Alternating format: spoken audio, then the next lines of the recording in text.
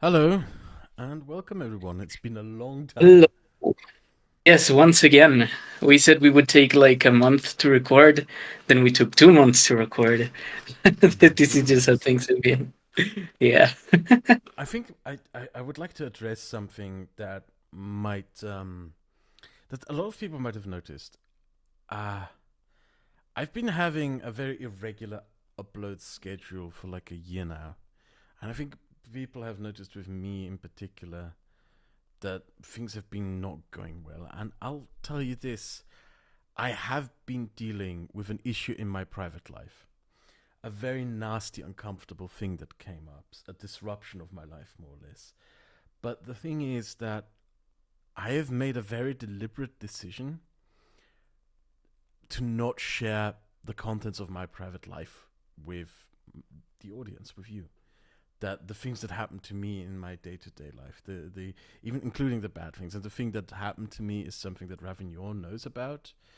It's Mm. something that was, yeah, it's related to. It's not something that happened to me per se. It's something that happened to someone very close to me. That so close, in fact, that it impacted my life directly.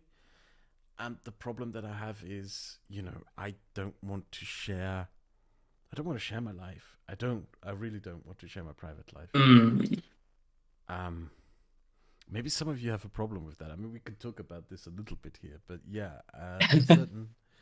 I mean, I guess some of us are used to the fact that when with a lot of creators on YouTube and on Twitch that we know a lot of details about what is going on in their private lives, and when something disruptive happens to them, we all immediately notice, right? But Mm. with me, not so much. I decided not to do that. Yeah. Yeah. We have a couple of friends on Twitter, for example, that, creating video essays the way we create them, and this goes for like history YouTubers in general, right? Takes a lot of time, a lot of effort, sometimes a lot of input from people who help, like Patreons who read essays or, just keeping us alive so we can continue making videos.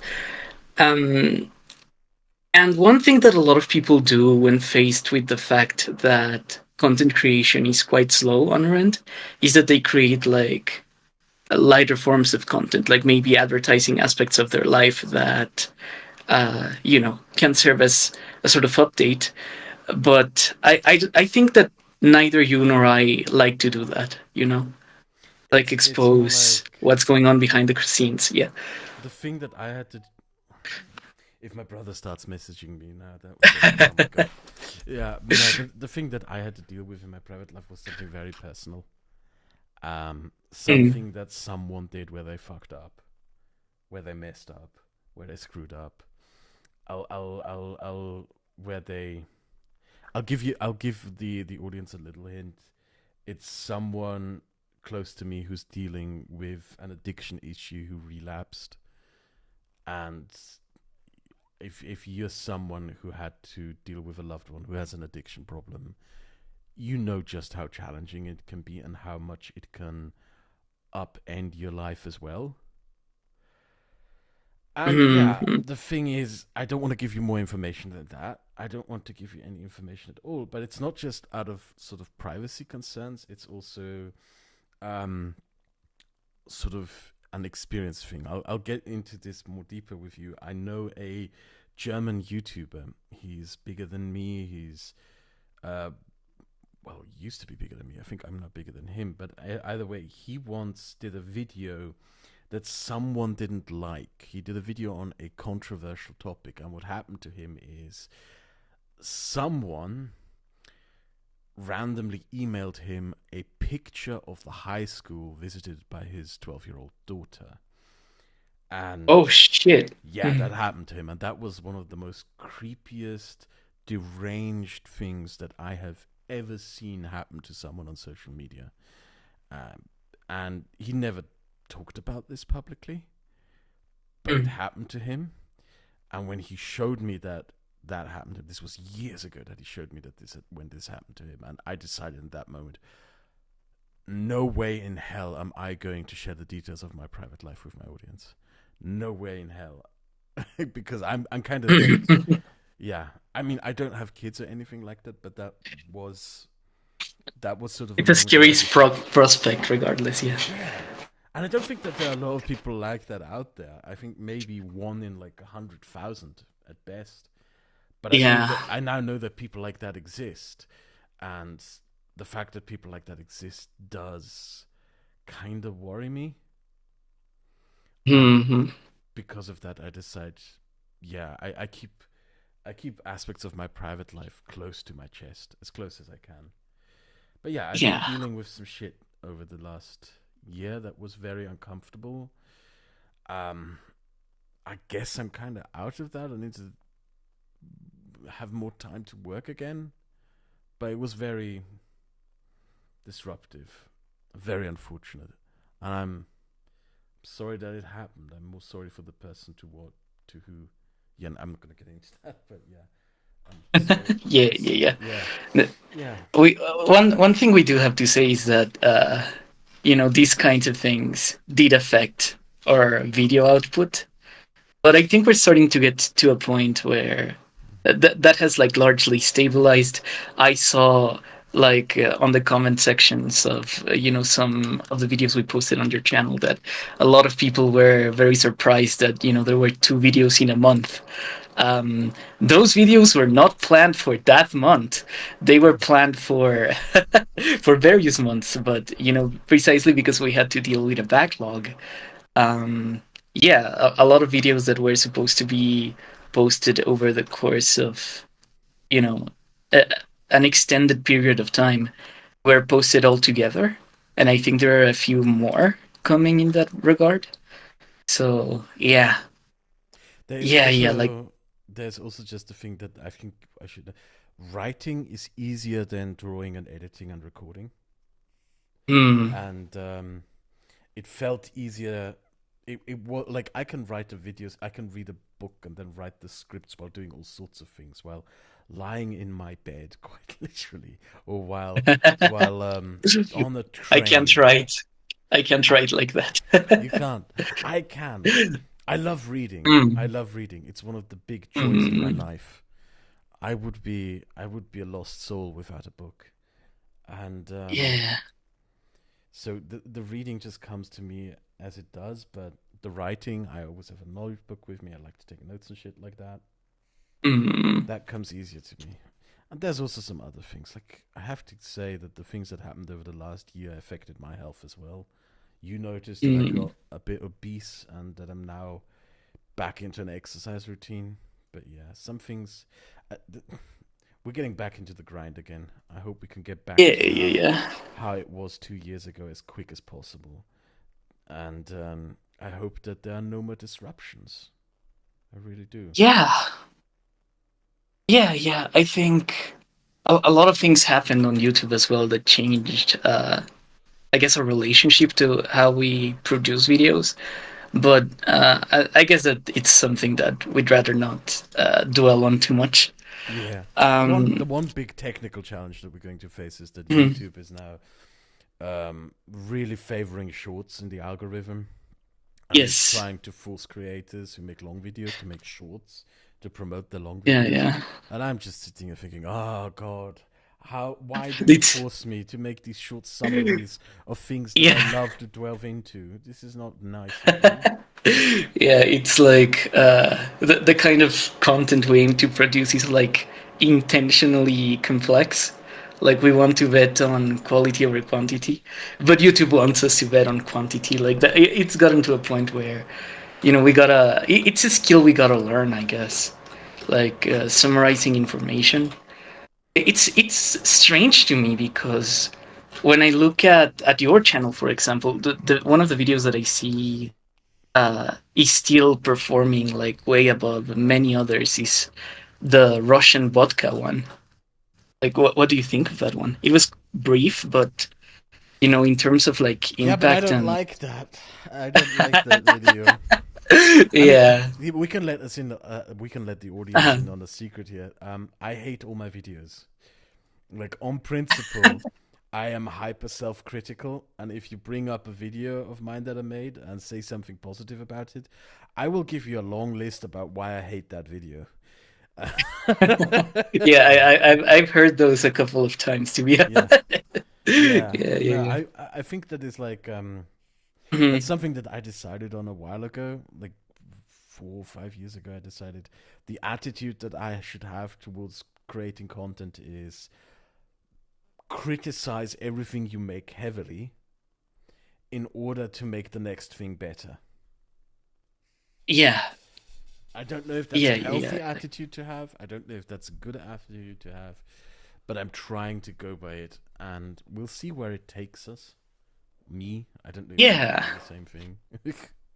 I do something similar. I guess I intentionally try not to be as harsh because otherwise I guess I would be very sad because I don't have that many videos yet. But for instance, I can't watch the first episode of the Quebec series, for example. Mhm. When I have friends, and for Quebec too, for example, some of the people who were artists for it tell me that they're very happy with it, and they like to watch it again just to see the art in the sequence and the Oh. direction and things like that. But there are things about the first episode of the Quebec series that I really don't like. uh, I guess it kind of reminds me of like what was going on in my life at the moment, and I can kind of see how it was leaking at different moments of the art because the quality changes, and I'm like, uh, uh, this is not I something I want to think about. I Uh, like to masochistically watch the videos that I made, which I hate the most, mm, over and over again, and just uh, and then I just seethe. I sit there and I seethe at how bad my video is. Like the like which ones do I hate the most? The origins of American gun culture, illiberal mm. democracies explained, even the Turkish series. That one really pisses me off because one of the sources I got for it, I was like an um, Erdogan yeah, supporter, right? was a pro Uh, Erdogan guy, and yeah. I managed to put pro Erdogan propaganda into it, which oh no, I just and another one that I really don't like is the origins of Russian authoritarianism, which is weird because I actually got emails by professors Yes. for Slavic history studies who told me, "Oh, this is such a great video. I'm amazed that you managed to summarize this so well." But I hate it because it's not Hmm. 4 hours long. Um, Yeah. yeah, this is the kind of stuff I do. I sieve over the errors, and I sieve over not getting things across, and I sieve over how, like, as soon as a mistake is pointed out to me, I sort of just obsess over it and get mad about it, which isn't very healthy. Mhm. Which isn't very healthy Yeah, no, to it's it. not. It's not. I think. Uh, I I wallow think in the one self video. hatred over my own videos. No, I think the one video I have that kind of relationship with is the Ancapistan one. But Mm. I still enjoy watching it because I'm kind of an idiot and I enjoy laughing at my own jokes. And that video is almost like entirely my own jokes. The research is not as deep.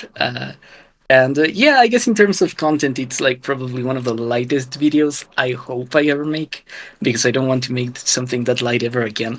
But yeah, it's kind of a challenge. Right now, I am working on an essay on Japan and how the Japanese invasion of Hong Kong led to just kind of one of the starting stones to the decolonization process. People started being really critical of the British. Uh, Something that a lot of people may not know is that in the Japanese internment camps of like prisoners in a lot of the Pacific part of East Asia, um, most of the camp overseers, the equivalent of like SS officers in concentration camps, for example, were Korean and Formosan. So the Japanese just kind of put those people in positions of authority over British prisoners, over Dutch prisoners, for example. And I found that really interesting, but it's not about the topic of the video, so I can't write it down. And yeah, it's Well, you it's can always very write it down. frustrating. You can Yeah, always yeah, write yeah, it yeah, down. yeah. It Um, can always be another video, I guess.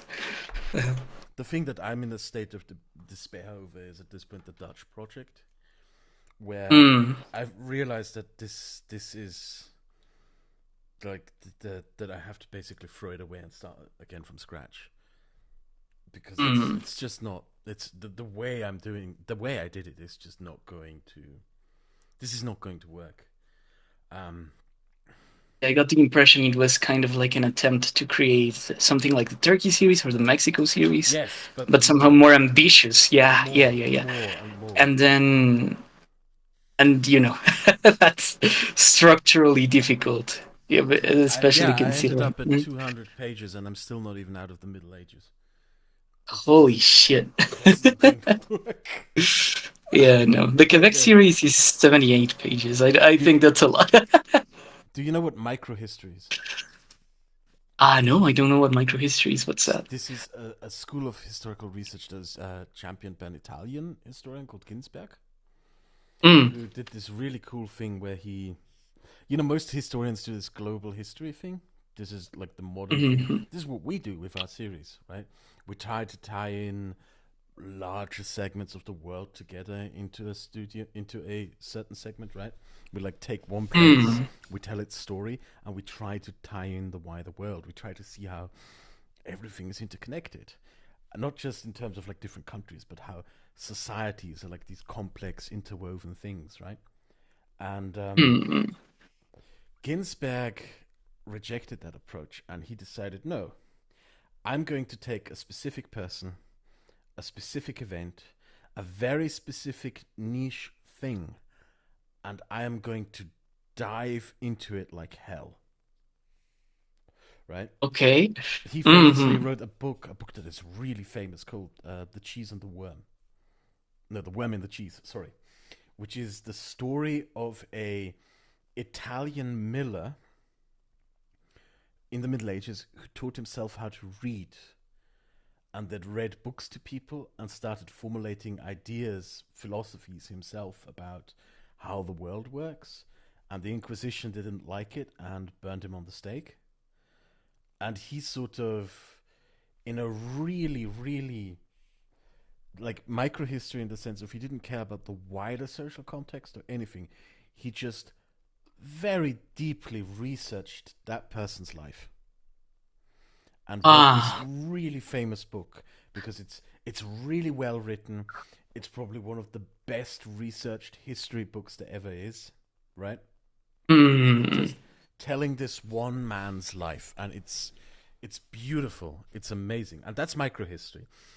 The opposite, I guess, you could take David Abulafia. Have you heard of David Abulafia?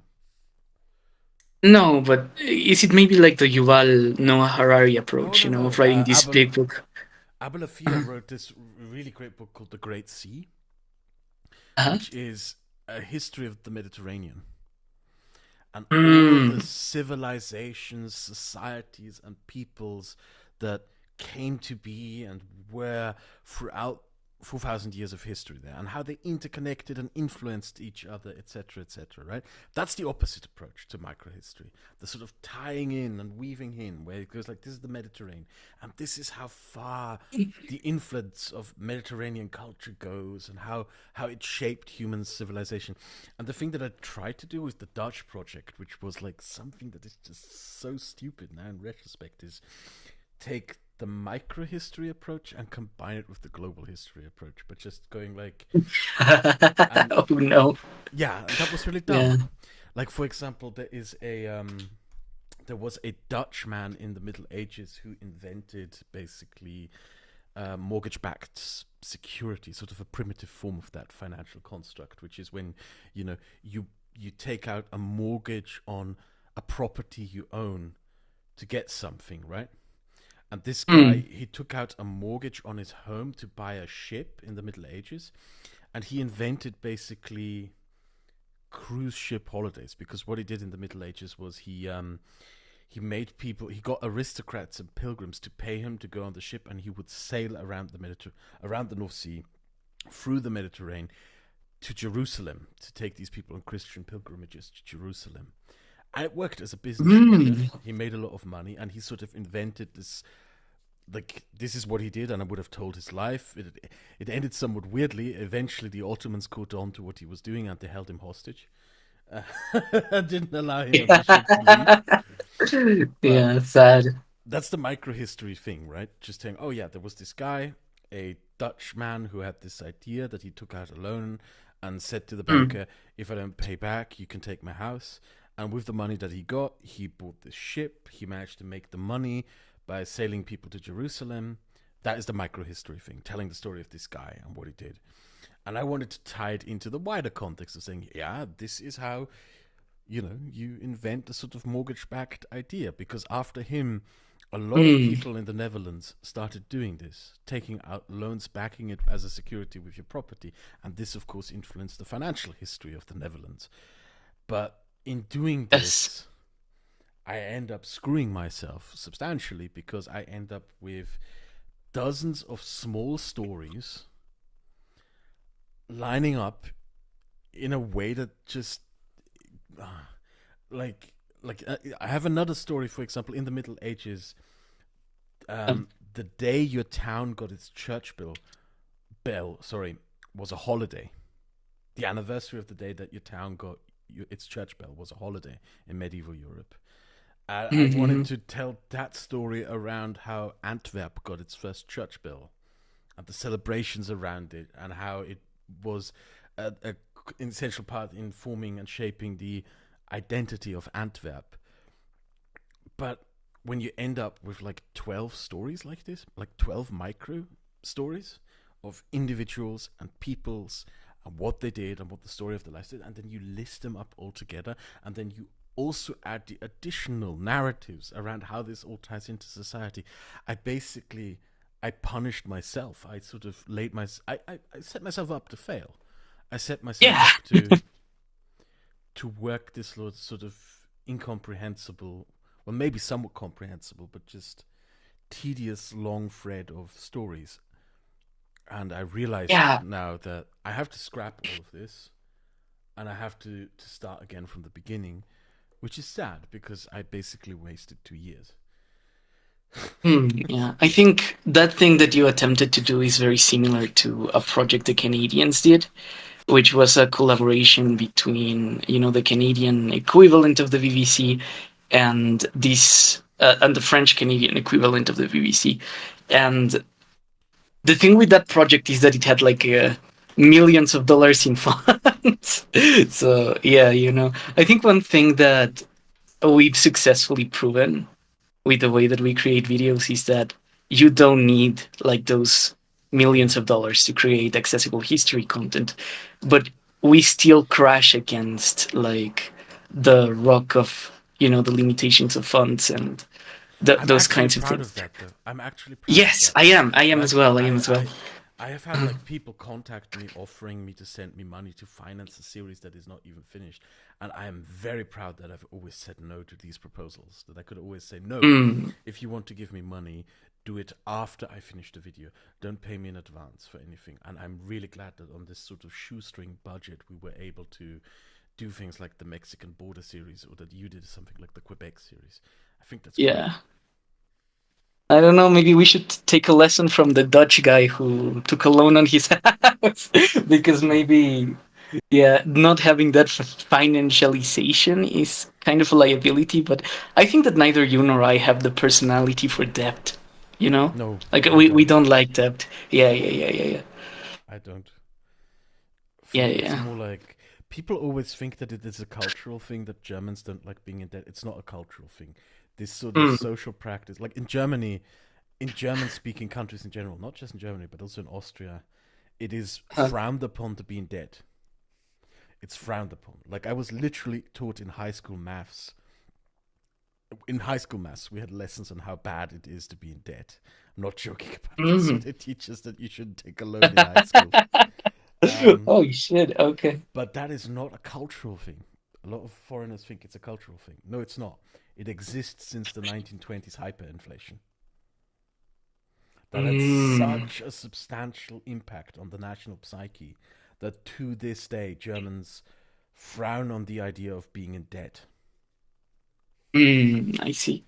Yeah. Is there not a culture among like I don't know people in business, for example, that they take debt to fuel growth in some Not way? really.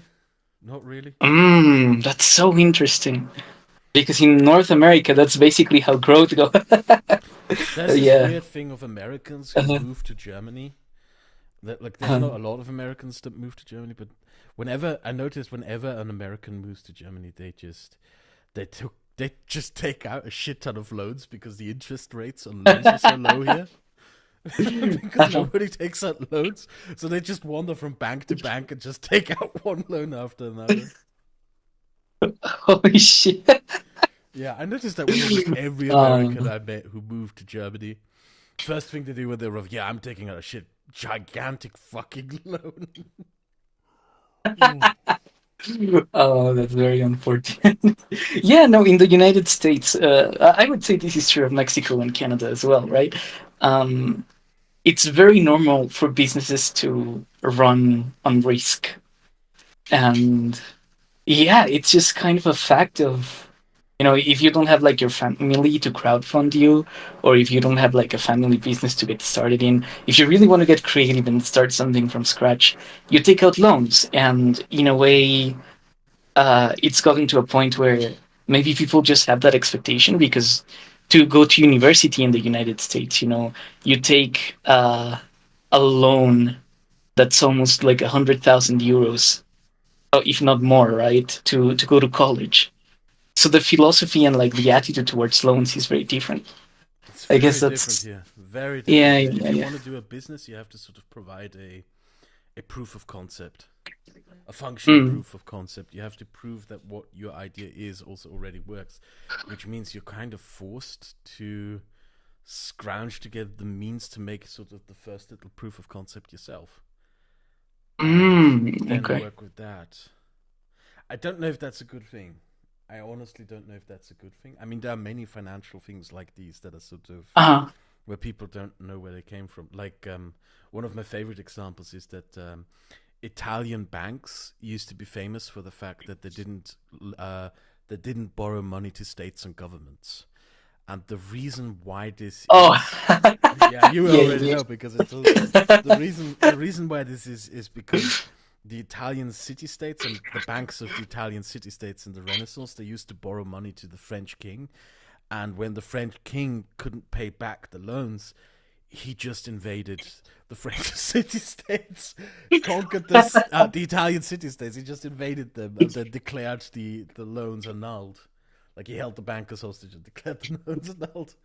And because of that experience, Yeah. for a very long time, I don't think it's no longer the case, but for a very long time, Italian banks refused to borrow money to states and governments. Yeah. Yeah, yeah, yeah. Yeah. I was kind of surprised when I learned how long, Italy has had like a history of banking. Like they innovated a lot in terms of that. Oh, it did. I And didn't know today that. in Europe, yeah, the Italians are not like known for being bankers, oddly enough, Like there's when I think of like That's the not big true. Italian banks, That's not true. really? Mario Draghi was a banker. Like Italy is Okay, known for sure, but producing, especially Milan and Northern Italy. what's the Italian Deutsche Bank, for example? The Credit Lyonnais, for example. What's it called again? The bank with the lion as a logo. Wait, let me open up the news now. Okay, I think you're right. I know that bank. I don't think I. Like Mm, Venice is a museum these days. Like mm. Venice lost. ING is an Italian bank, for example. ING is Italian. Oh, okay, Yeah, okay, okay, okay. Well, I yeah, stand corrected. yeah. Like there's a lot of yeah, nah. Like the interesting thing about Italian banking is also that it didn't start in Italy per se. The Mm, Comenda, for example, and all that stuff, they imported it from Egypt and from sort of the weird trade cartels that you had in, I guess, early medieval Egypt, which was sort of a mm. mix of like Arab merchants, Armenian merchants, and Greek merchants. That's how this was came up, and it came to Italy. Like a lot of things that we associate with Renaissance Italy are imports from other places. Yeah, yeah, that makes sense. I guess they got a bunch of like Ice cream. Byzantines to like Ice cream. ice Ice cream is cream. Italian. Yeah, Not necessarily. So in Turkish. Yeah, I yeah guess. in the Persians, the ancient Iranians, loved to take like the aristocrats in ancient Persia, in ancient Iran. I shouldn't say Persia, ancient Iran. They like to get ice from the mountains and mix it with fruits and eat that. Like cut up fruits and mix it together. Mm. Then the Arabs came to conquered Iran, and the Arabs liked it too. And the Arabs came up with something else. They thought, hey, wait a minute, what about we take these fruits and we crush them and cook them and make a highly concentrated fruit juice and mix that in with the ice. And that's interesting to you. That's where syrup comes from. Syrup, the Mm. word, is an Arab loanword in our languages. The Arabs came up with syrup.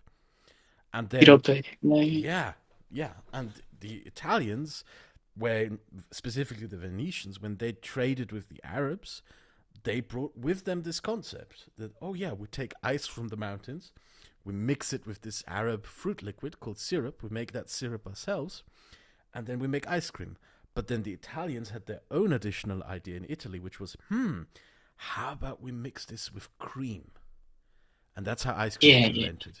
Cream ice cream. Sorbet, interestingly enough, is also a Persian loanword, a Farsi Mm. loanword in our language. Sorbet comes from the Persian word for that mix of ice with fruits. Yeah. Okay. The Aztecs came up with something very similar, but the presentation is very different. It's kind of like the ice is scraped. So I guess that's kind of like the difference with ice cream. It's like scraped, and you're supposed to eat it kind of like rice because you get like Rice. little chunks of ice. Yeah, yeah, yeah, yeah, yeah. I think they survive in like Mexico to this day. They're called raspados, and Raspa. raspar is kind of like the verb for scratching, and that's basically what it is, right? Like scratched ice. Uh, yeah, it's one of those like independent discoveries. Two different cultures coming up with the same thing. Yeah. Schnitzel is originally also not Austrian. Like Schnitzel is Egyptian. Mm. We believe that the Egyptians were the first to do this thing of taking meat, covering it in breadcrumbs and frying it. And the Italians brought this back to Italy and did it with chicken, right?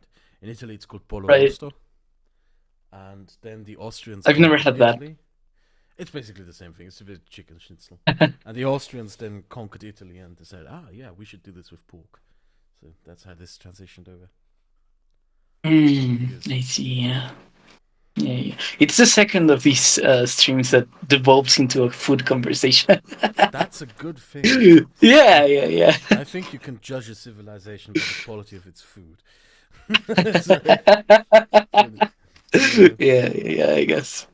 You wanted to discuss Georgia as well, and I have a couple of things to I say don't about the know. I Mexican just thought election. about Yeah. like at the beginning. I Uh-huh. thought like Uh-huh. when browsing through what topics to talk. But yeah, I mean the What one what do you thing have to? I'm interested though. Like what's going on in Georgia? mass protests against the government. Hmm. Because the government took. Do you know the foreign agents law in Russia? Uh is it like a deportation of prisoners thing? I think I like barely remember. Oh, it basically just the Russians have something called the foreign agents law, where if you are Uh, classified as a foreign agent, you basically are like you can be arbitrarily arrested, right?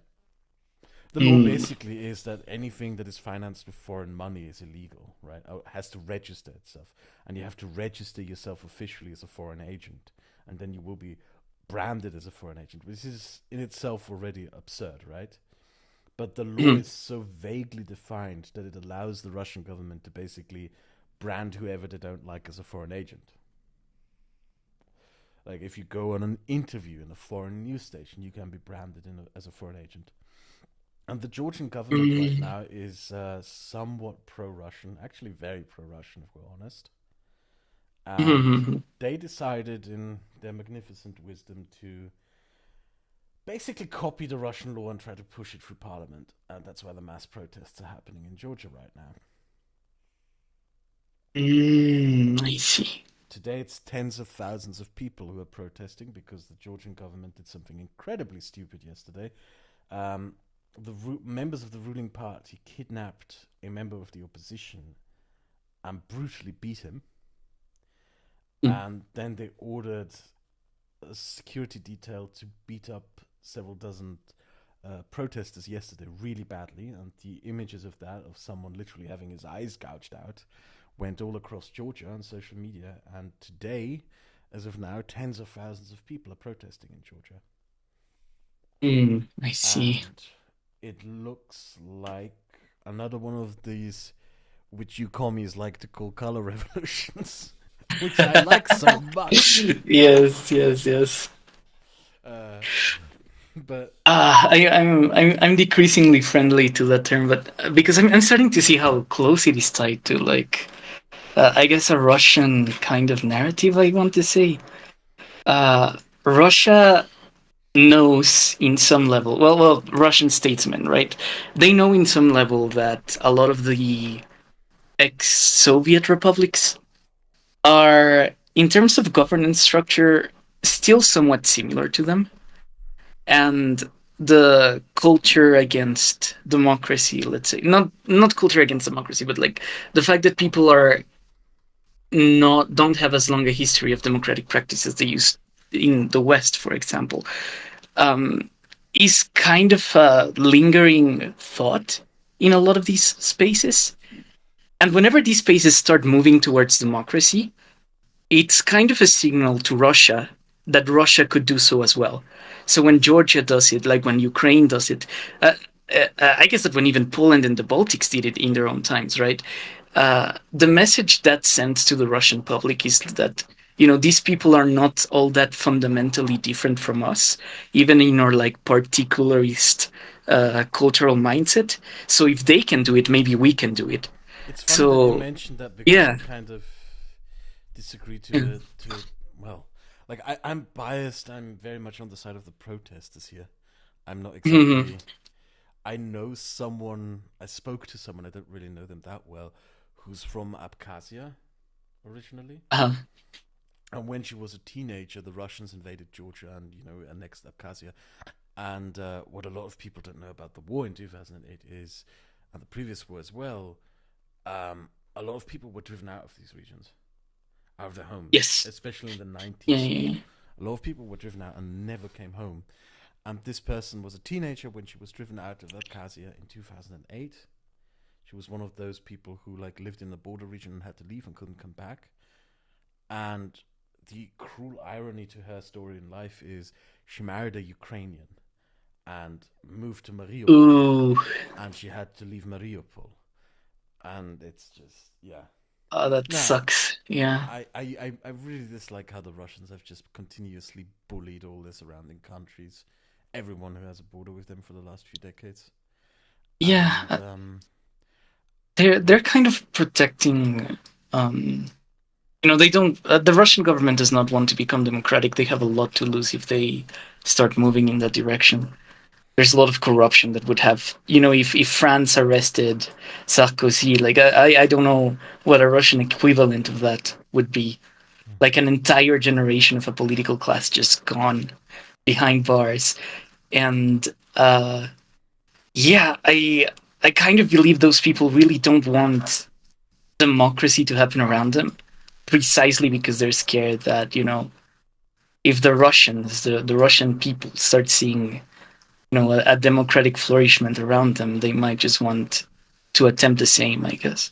I think the priority is not just, we shouldn't just think about how like, this is something that I don't like Yeah, about yeah, of even course. current conversations about Russia.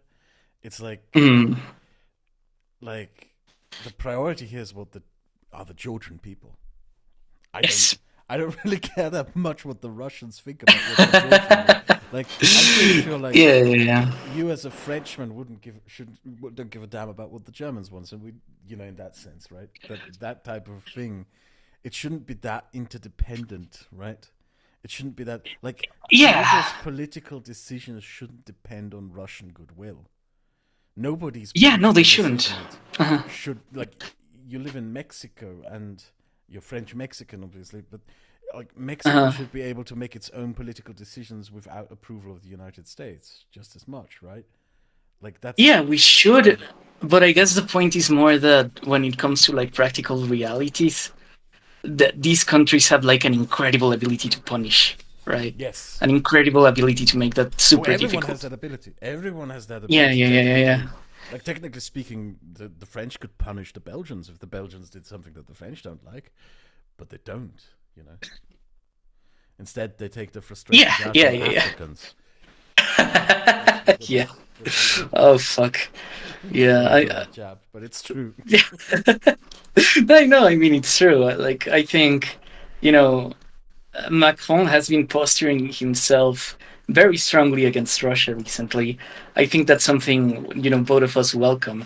But I'm more of the opinion that this is kind of happening because France is already kind of fighting a proxy war with Russia in Africa over uranium mines and minerals. So I think one way for France to like really annoy the Russians now that they're starting to solidify their coups with the Malians, with the Burkinians, right, is to join the war in Ukraine to like annoy the Russians somewhere where they really care. I believe Macron might be kind of taking the stance that if you don't get out of Africa soon, we're getting into Ukraine, It's funny and you're because going. I have a very opposite view to that. I think that you should get out of Africa. Really, I really don't like the French presence in Africa. No, I don't. I And don't either. I don't either. good, we Yeah, agree I on that. think we. I think, Yeah, I to be think. honest with you, the Mhm. Russian-backed coups, like we've focused so much on the Russian-backed coups in the African conversation that we ignore the Mhm. African success stories like Ghana and increasingly Nigeria. And I think the less we Europeans are politically involved in Africa, the better. They need to build their own institutions. They need to be in control of their own lives and of their own state structures. And when it comes to Russia taking over free African countries and installing sort of puppet regimes there, um, yeah, it's going to suck. But I genuinely Mm. believe that 10, 20 years from now, these countries will realize themselves that it sucks and rebel against that. That will be part of Mm. building their own institutions. I'm Yeah. just. This sounds a bit cynical, maybe, but Mm. knowing what Europe's history with Africa is, I just genuinely believe that any European involvement in Europe, in any European involvement In in Africa, Africa, yeah. yeah, must be consensual, must be mutually beneficial, and must be approved by Africans, and that Yeah. we should take a very big back step considering all the damage that we have historically left behind there. That's Yeah, yeah. genuinely I something I think believe. you mentioned Ghana and Nigeria. Well, I guess the difference with those is that they were British colonies. And the British, to their credit, they decided more or less to make the African transition uh, to decolonization a bit simpler. But France is like not doing that at all. Nah, France is like fighting tooth and nail to like remain relevant everywhere it had colonies. It had to be kicked out of Vietnam, out of Algeria in very like violent terms, and the there's rest an of like the. there's an Uh-huh. interesting side note I can give you there because like Portugal, interestingly, the Portuguese clung on until 1975 until the Canadian Revolution to their colonies in Mm. Africa, and I've always been wondered why on earth are Portugal's relations with its former colonies so good? Like they did a very quick snap Mm. decolonization, right? They had a revolution in Portugal in 1975, which empowered a socialist government. And literally, the first thing the socialist government did was apologize to all countries that it had colonized and said, "We're getting out. Please give us the time to get out. We're instantly getting out." And within a month, all Portuguese troops had basically left all colonies. They just instantly went. Mm. It was quick, and you would imagine that it would be a disaster or something like that. No, but it was quick. And when I was reading into why, I was really interested in why are Portuguese relations with Mozambique so good? Why are they so good with Angola? I found out that something that we often ignore, like just a few years after Angola gained independence from Portugal, right? Mm. Apartheid South Africa went to war with Angola, bombed Angola, invaded Angola, and started a really brutal war against Angola. And what I did not know until I read about it recently is the moment apartheid South Africa went to war with Angola, thousands of Portuguese traveled to Angola and as volunteers joined the Angolan fight against apartheid South Africa. And that is apparently Holy something, shit. yeah, and that is apparently something that a lot of Angolans have never forgotten. And apparently very grateful for, which is very interesting. Yeah, that's really nice. Well, was it like a ground invasion? How did the South Africans do this? Oh, they basically bombed the villages, like how Russia's Oh, I doing see. All Syria. right. They just carpet bombed everything. Mm. Yeah. Yeah, yeah. I'm really looking forward for Ukraine and Georgia to succeed. Honestly, I think I'm a realist, like in terms of international relations, and I think I would like to tell everyone who is also a realist that a state, a Russian state that controls all of its choke points is a state that is going to be minority Russian, right? It's not going to be a state that, can sustain itself without the oppression of lots of peoples that, in a typical situation, we would want them to be empowered and countries of their own. Like, for Russia to succeed under the premises of realism, it needs to oppress more people than there are Russians. And, that's not something we should aim for, not I think something we're we going should to do this desire. again. Yeah, I think we're going to be talking really. about this again because it Mhm. really honestly feels like we're about to see a revolution happening in Georgia. Yeah. Like I'm checking my social media, like it. Oh wow, Is it like Euromaidan, for example? Is it similar to that? it looks like that. Like we're seeing tens of thousands, probably hundreds of thousands of people on the streets trying to storm government buildings. I think we Mm. will be talking about this soon again. And I'm kind of ill-informed, I guess, and we should reach out to some Georgians. Like I don't know, I Yeah. think I can reach out to Gatsu, he's a YouTuber, he's a meme YouTuber. He went to the protests earlier. Um, Mm. Yeah, we could have him as a Katya, guest. Katya, I don't know if Katya is a friend of ours. She is her mum is Georgian, her dad is Ukrainian. She lives in Lithuania. Very interesting mix. Yeah. She might have something to. Yeah, but I think we will. Like right now, I feel very ill-informed about things, and I feel more like an observer than a commentator. But it looks like Yeah. we're about to have a revolution in Georgia. Yeah. Yeah. And I hope they can succeed without the Russians getting in. It's It's like interesting because they a were supposed to have pattern. an election this year. They were supposed to Mm. have an election this year, and it looked like the government was going to be kicked out. And Mhm. yeah, it seems like they're passing this restrictive authoritarian law specifically because they were about to lose the election and are trying to do anything to sort of authoritarian in an authoritarian way stay in power. Yeah. Yeah. Yeah. Yeah. It's really difficult for a lot of these countries to try to assert their independence without, Russia doing things. I I don't know. Wow. Well, now is the moment to do that if you want to, because Yeah, yeah, because their army is busy elsewhere. It's not like yeah, like yeah, right yeah, yeah, now you could, right now you could. Russia doesn't have the means to punish you right now. yeah, yeah. The Ukrainians are not taking in so many sacrifices for everyone else. I really That's wish we could do more as countries, Did you yeah, see what to happened with help Armenia them. last year? Oh yeah, they were attacked by the Azeris. I think they got to trade Oh like no, four no, villages or something like that. not Huh? just that. They left the Russian alliance structure.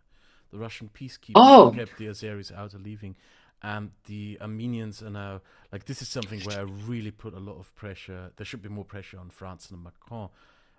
France is a traditional ally of Armenia. I really hope they pick up that torch and come in and take over the role that the Russians so cut in such a cutthroat and gross way held over the Armenians.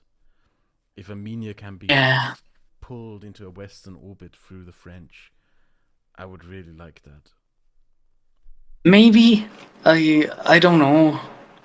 I would like to see that, but I think Azerbaijan is like really emboldened precisely because of that right now. I They don't they think keep it is a attacking.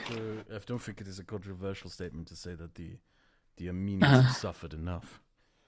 yeah, yeah, yeah. I would much rather see them be given at least an opportunity to stabilize their country, to trade in their own terms, to not be invaded, to have some security guarantees from someone else.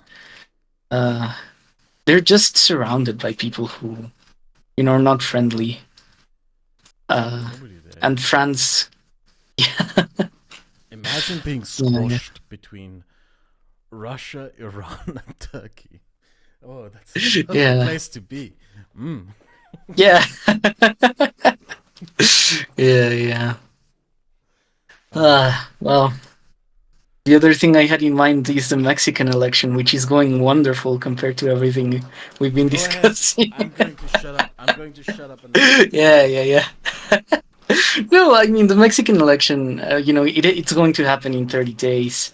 Uh, it's consumed most of my attention because I'm supposed to vote in those 30 days, and things are going really well. I think um,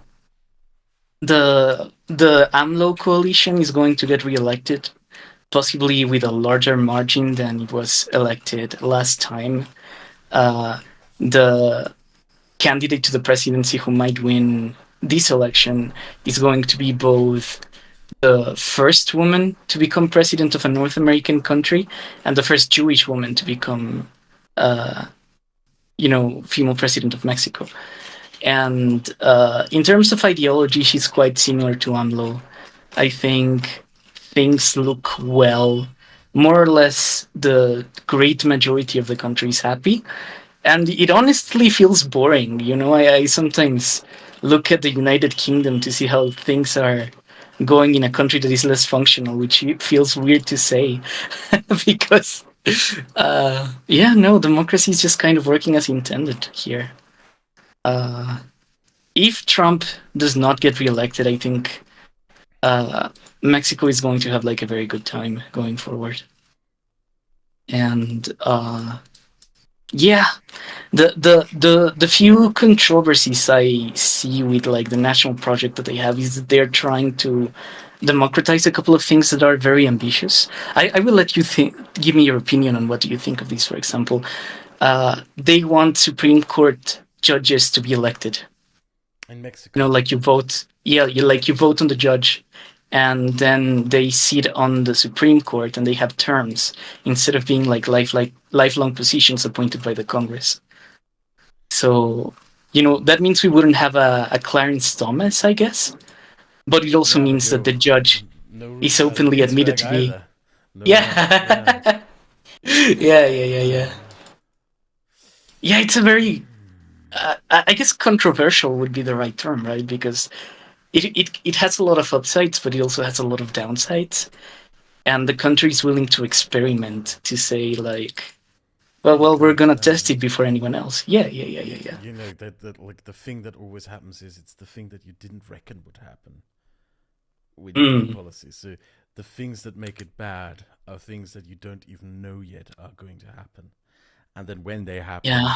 some smart ass is going to pretend like they always knew that that was going to happen.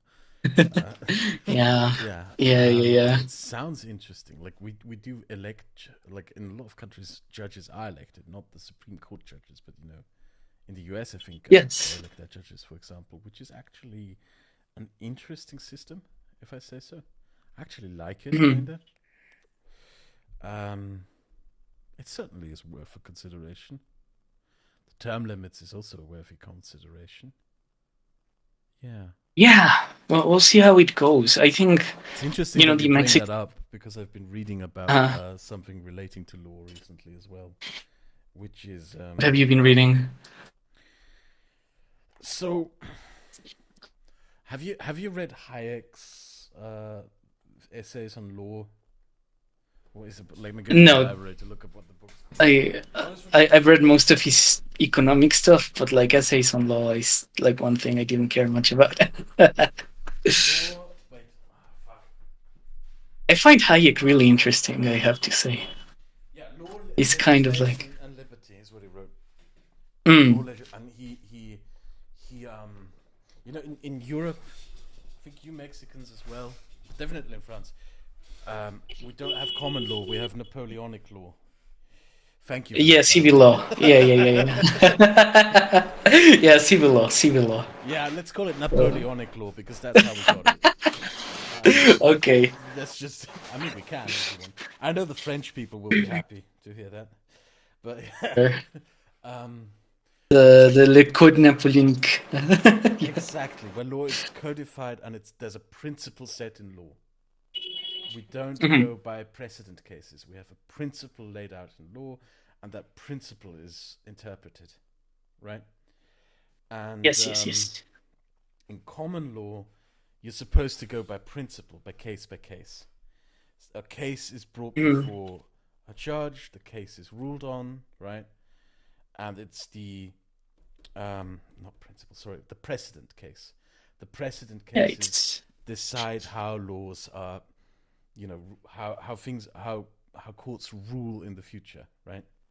yeah, it's If you a have a conservative philosophy of law where you always yes, look at the past as yeah, yeah, yeah, yeah, yes, and the Hayek's defense of common law was, which is a bit weird, and it's a very libertarian argument, which is that it's yeah.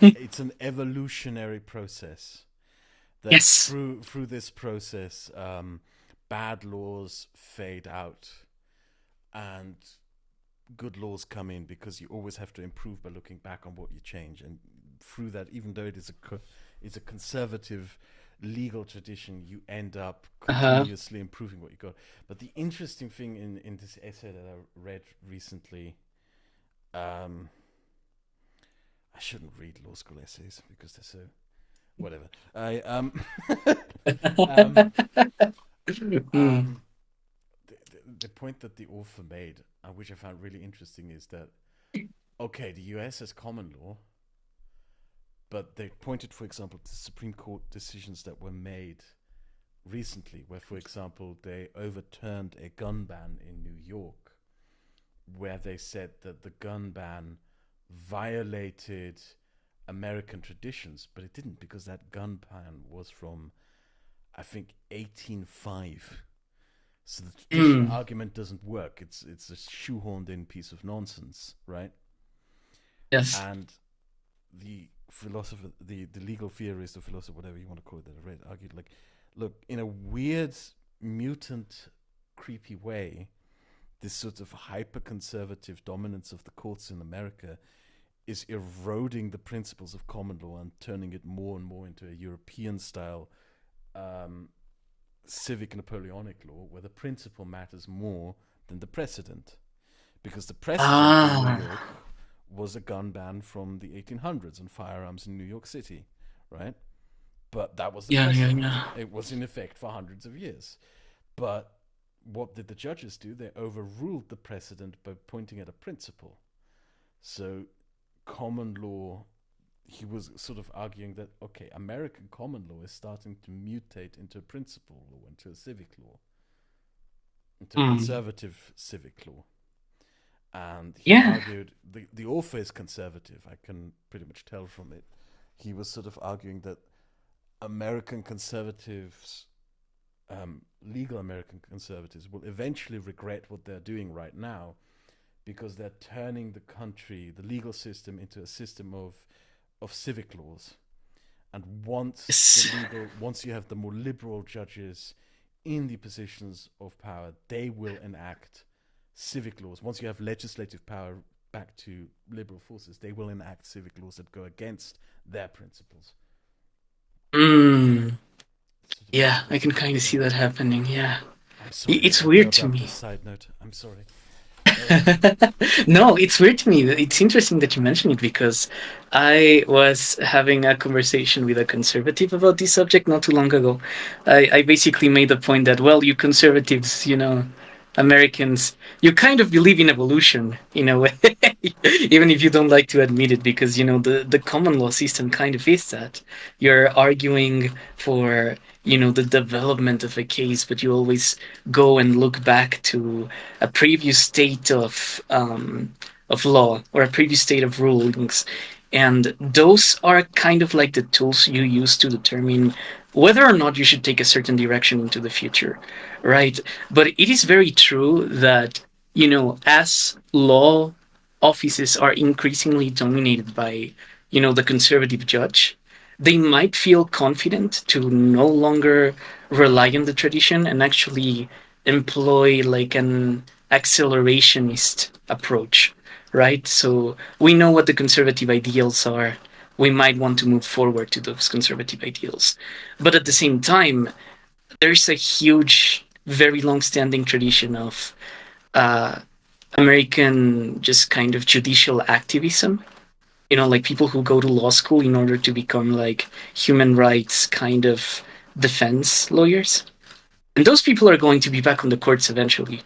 Mm-hmm. And when they're back, if they do create that switchover that you mentioned, it's probably going to be the end of American common law because they invited, arguments from principle. Yes. And yeah, the seeds for that process to happen are there. It's well, let's see how they handle it. There's like Mhm. you're going to love this. I blame the current Mhm. dominance of the courts in American politics on neoliberalism. Really? Yeah, because when you reduce political power within a state, more political power is well, like when you take away decision making power, which we Mm. did during the neoliberal reforms, we took away political decision making power, and what happens when you do that is that more power centralizes in the remaining organs that still have political power. And as we surrendered more and more political powers or decision making powers to the markets, more and more decision making power correlated in those few segments and institutions of state that still had political power in the US, which were Congress, the Yeah. Senate, and of course, the one thing, the courts. And Mhm. I believe that conservatives in the US realized before the liberals in the US that there was going to be an enormous amount of political power to be gained by being in control of the legal institutions and having Mm. a lot of judges. And I Yeah. think I we've think seen the that, result of that. yeah, it probably was the result of the civil rights movement, I guess, because one thing that the American conservatives realized back then was that a court ruling could overturn, let's say, the will of democratic majorities. Mm-hmm. So the democratic majorities in this case were like majorities in the South, which had like very specific political interests, but they were able to notice that, yeah, in effect, um, if you control the courts, you control like one of the main avenues for power in a democratic setting. So maybe they started doing that transition in order to have like their own version of the 1968 civil rights case, but it started to morph as well with Yes, neoliberalism, and it eventually took the shape that it has now. Yeah. that's one of the reasons why the current American crisis that legal paper author pointed out. He didn't say it was a crisis, but the weird thing here is that in Mm. in a country with civic law, or as I like to call it, Napoleonic law, um, Okay. it, okay, there's principles and there's judges, and judges rule on cases based on the principles, right? But Mhm. who decides what the principles are? We, the people. It's not a judge Yes. who decides. We elect representatives, we elect governments, we sometimes even get to vote in referenda on what the principles of state are, the principles of law. But in the US system, as it is currently set up, with this weird mutation that he claims is happening, is that you end up with a system where principles guide legal decisions, but who decides what the principles are no longer the people, but the judges. And that is Yes. a very anti-democratic path to walk down if that continues. No, that's kind of what they want because, the United States, the conservatives in the United States know in many ways that they are in a minority position. Without tools like the Electoral College, for example, there wouldn't have been American presidents from the Republican Party in, I think, at least 30, 40 years. Because there's not been a Republican president that has won a majority, right? A majority of the popular vote in a very long time. And, Bush did in 2004. oh, right. Yeah. Well, he's more an exception, but the rule is more. Yeah, there has not been that, at least in the living memory of people who are 18 today, for example. And the detail with that is that they kind of know that they can only get to power through the means of institutions. So instead of convincing people, they're increasingly of the idea that they should, you know, work within institutions because a lot of values are changing, a lot of stances are changing. Uh, the Cold Warriors and the generation that came after them, which were like the Bush types, right? Uh, they're seeing a lot of their Middle Eastern projects just kind of fade out of interest because the US is increasingly focused on East Asia and, East Asian geopolitics. So I guess in that sense, if you are a Bush junior, if you're like a Bush uh, sympathizer, that kind of like old school conservative, neoconservative, it's a struggle to see how you get into power really, because at least on values, I don't see how they can win again.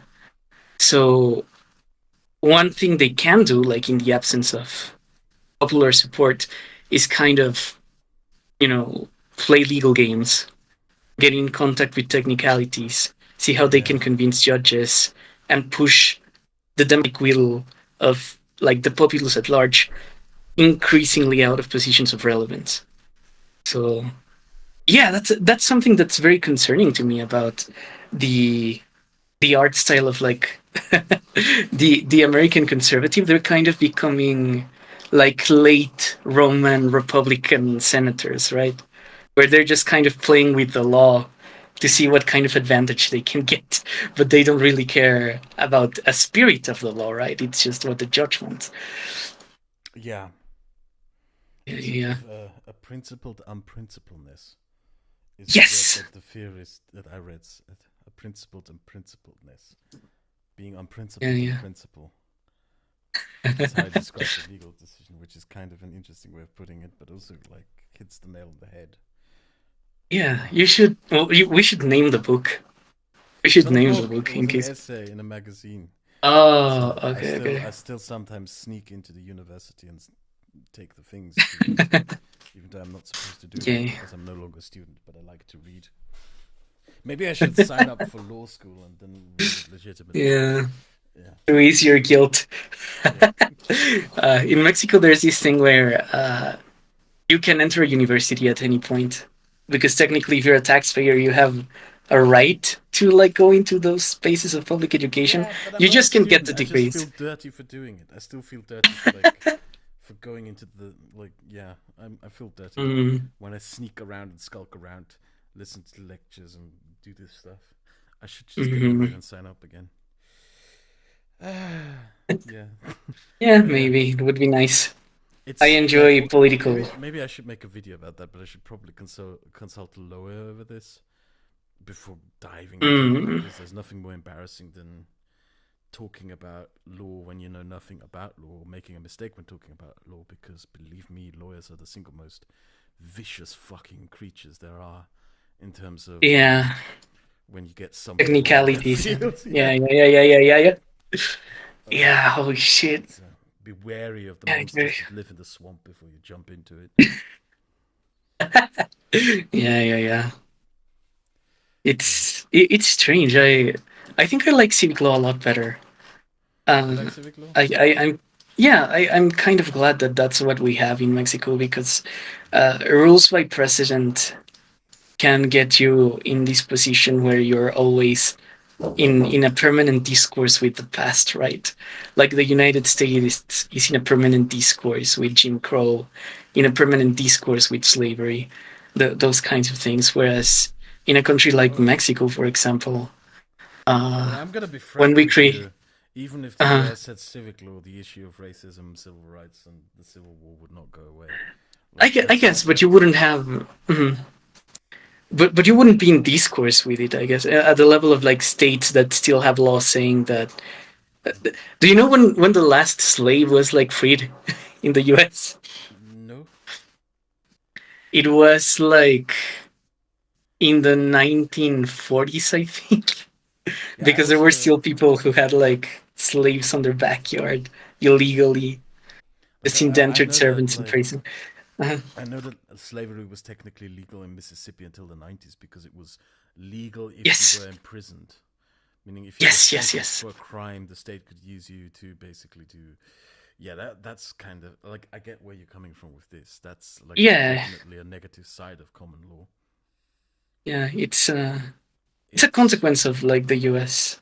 it's slow. having that system. It's very Hmm. slow, but it's also a Hmm. mechanism that it acts as something that can not make you jump into making a risky decision as fast. That is true. That is very true. I think, the US in its own time got a lot of very good ideas right, as far as, liberal principle goes. And the fact that they were a Commonwealth, just kind of, common law system, prevented people who wanted to destroy that system early on from doing it. So, in that sense, I completely agree, right? Like the US uh, had a lot of things right, and common law kind of prevented people from messing with those things that they had going on well, at least early on, and that secures them a lot of advantages. But you know, It's interesting to me um, because one of the people who mm, was um, like there's only one American founding father who I extensively read and love to read. Like the one who mhm, I think is like who's sometimes held up as the one good one these days, where people like to critique them. Thomas Paine, that was the guy who yeah, immediately wanted to abolish slavery and all that stuff. And yeah, yeah, yeah, he wrote this essay on how law is king, how there should be no king but the law, and that the law must be built on principles. And he wrote this great essay because some of the opposition to the American independence movement, the Tory parliamentarians, argued that they argued on the basis of tradition, right? And he yes. was, yeah, and It's a very British thing, yeah. yeah, he dismissed them with this one great sentence, which is, "The dead do not hold sovereignty over the living," which is, mm, you know, uh, I like that. Yeah, and yeah, that there a has lot of always been. YouTubers, a lot of conservative YouTubers would not like that I idea. know. Yeah, yeah, yeah. It's like no. Mhm. Yeah, no, there definitely have been cases made for like civic law structures. Like I would say that Thomas Paine Mm. was probably someone who probably, like I'd have to read again, but I'm pretty sure he would have preferred a civic law structure over a common law structure. But the common law does have its Maybe. benefits as well. It means that you have to engage with law more. It's not just something that is laid out. It means you have to actually debate law, discuss law. It means that citizens have to be involved in like the decisions of law. One Yeah. thing I really like about American society in these terms is how Americans go out of their way to discuss law. It's something that you don't find in Europe. We don't really discuss legislation in terms of like the laws that are passed and what the laws mean. Oh yeah. In Americans terms of do. like the great principles, I guess not. Yeah, we discuss the Um. principles. but we don't Uh-huh. discuss implementation and precedents. Yeah, I mean, yeah, yeah, there yeah. are Like theories. it would be very weird if you had like an American, uh, like a I don't know, a Spanish person know something like, oh, Plessy v. Ferguson or something like that. Like naming a case by name, which in the US is quite common. Yeah, I see what you mean. Do you know how slavery was abolished in Scotland? How did Yeah, that yeah, happen? that's something that a lot of people don't know, that slavery was abolished separately in England and in Scotland. It was kept legal in Scotland for longer because guess what? Most plantation owners in Britain were Scots, so they kind of weaseled their way out of it. Yeah, I see. and Damn, that sucks. slavery was abolished in Scotland because a slave owner, a slave plantation owner, a Scottish slave plantation owner who owned a plantation in Jamaica, made the mistake of moving back to Scotland and bringing his house slave with him. And the first thing the house slave did when they arrived in Yeah, Scotland, he he sued sued them. him. Yeah. So slavery was technically abolished by the slaves in Scotland.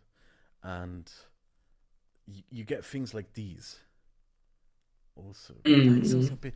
I remember reading that case when I was a student, but because that. It's actually more for a case for principle in civic law because the Mm. slave, the he argued in the court on the principle, a legal principle in Scotland, outdated sounding one from the Middle Ages that sort of no slave can breathe Scottish air or something like that. Was sort of an old legal principle. Yeah, Yeah, like the moment you breathe it, you become free, something like that. exactly. Yeah, Yeah, yeah. but I then again, you have to. We should talk to mm. lawyers about this. I don't Yeah, want to probably. just outright throw away common law. I do Yeah. understand the argument. Like, there's a reason why left-leaning people prefer um, the civic law over common law. Oh There's a yeah, I'm reason. completely biased as far as that Yeah, goes. yeah, and there's a reason why conservative people prefer common law over civic law. That is also Mm. understandable. And I'm, of course, being the ever lib shit trying to slide through the middle. Rescue what's valuable in both. Yeah. Yeah. Well, this is a question I think you might be more familiar.